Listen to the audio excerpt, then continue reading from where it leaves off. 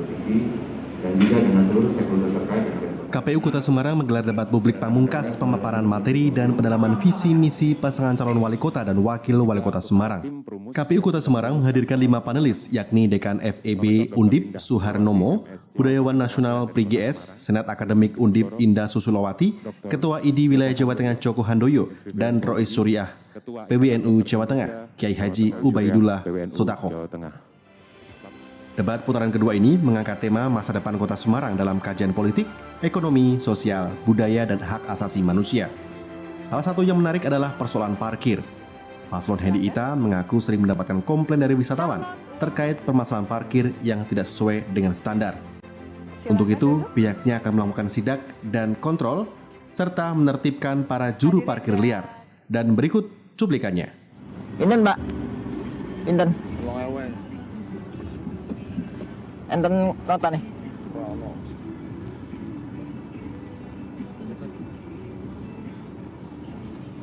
Nggih, nuwun.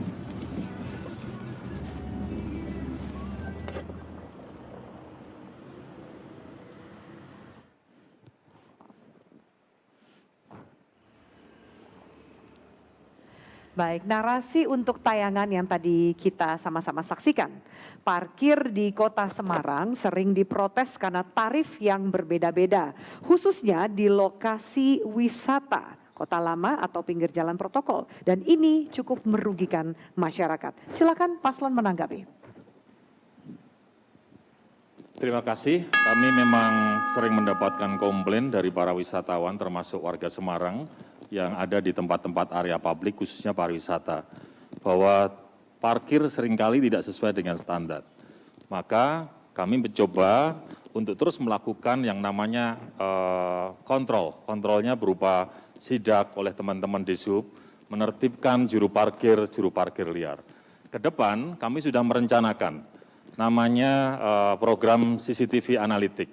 Kita ini kan sudah ada hampir 10.000 CCTV yang dibiayai APBD, di luar punya swasta, yang nanti akan kita integrasikan di tempat-tempat pariwisata, nanti akan kita setting. Sehingga CCTV itu juga bisa menganalisa berapa mobil motor di lokasi tersebut. Kalau itu kemudian sudah terwujud di periode kami yang datang, maka kita akan bisa cukup melihat dari kerumunan mobil motor di situ, kira-kira jumlahnya berapa, apakah sesuai dengan pemasukan parkir pada hari itu. Kalau misalnya tidak sesuai, maka kami minta pertanggungjawaban petugas yang ada di situ, termasuk Pak Kepala Dinas. Prinsipnya, kita semua ingin membangun Semarang ini. Maka konsep bergerak bersama ini kami sangat memerlukan. Masyarakat apabila masih melihat ada hal-hal yang kurang di dalam pelayanan pemerintah Kota Semarang, terutama terkait dengan tarif parkir, masyarakat bisa melaporkan lewat lapor Hendy maupun kanal-kanal komunikasi lain yang kita buka. Ya, kami persilakan panelis Prof. Suharnomo untuk memberikan pertanyaan atau tanggapan. Ya, terima kasih. Masyarakat sering tahu ya ada parkir resmi dan parkir tidak resmi gitu ya di banyak kawasan. Padahal saya sangat yakin bahwa masyarakat sangat happy kalau tahu bahwa duitnya itu pasti masuk di PAD Kota Semarang karena yakin pemerintah Kota Semarang sangat amanah gitu ya.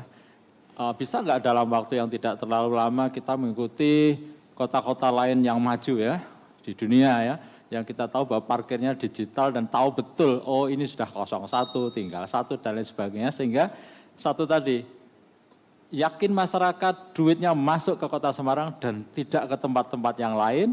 Kemudian yang kedua ya menjamin fairness ya bagi seluruh orang yang datang ke Kota Semarang, yang sudah mengagumi Kota Semarang, takutnya dipalak, dan itu menjadi berita yang enggak bagus untuk Kota Semarang. Terima kasih.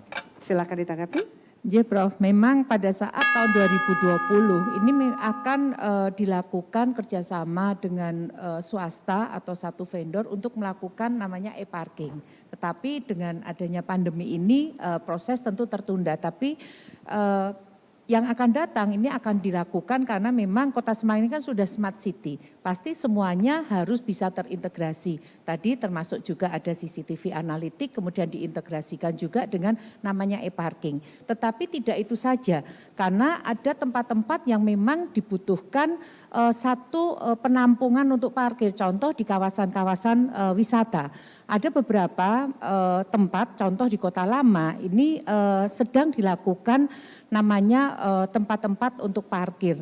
Karena ada beberapa yang kemarin tertunda, tapi insya Allah ada tempat-tempat yang sebagai penampungan untuk tempat parkir tersebut. Sehingga nanti bisa terintegrasi antara e-parking, kemudian namanya